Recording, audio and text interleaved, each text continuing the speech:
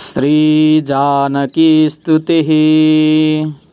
जानकी त्वां नमस्यामि सर्वपापप्रणाशिनीं, दारिद्र्यरणसंहन्त्रीं भक्तानामिष्टदायिनीं, विदेहराजतनयां राघवानन्दकारिणीं, भूमेर्दुहितरं विद्यां नमामि प्रकृतिं शिवां, पौलस्त्यैश्वर्यसंहन्त्रीं भक्ताभीष्टां सरस्वतीं, पतिव्रताधुरीणां त्वां नमामि जनकात्मजाम्, अनुग्रहपरामृद्धिमनघां हरिवल्लभाम्, आत्मविद्यां त्रयीरूपामुमारूपां नमाम्यहम्, प्रसादाभिमुखीं लक्ष्मीं क्षीराब्धितनयां शुभां, नमामि चन्द्रभगिनीं सीतां सर्वाङ्गसुन्दरीं,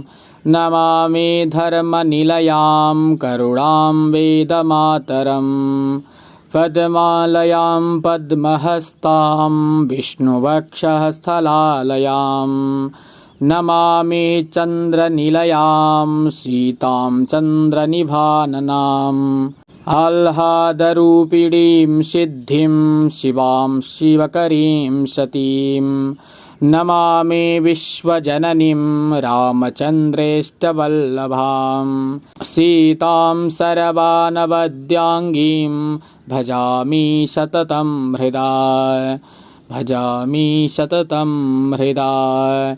जय जय श्रीस्कन्दमहापुराणे सेतुमाहात्म्ये श्रीजानकीस्तुतिः सम्पूर्णम्।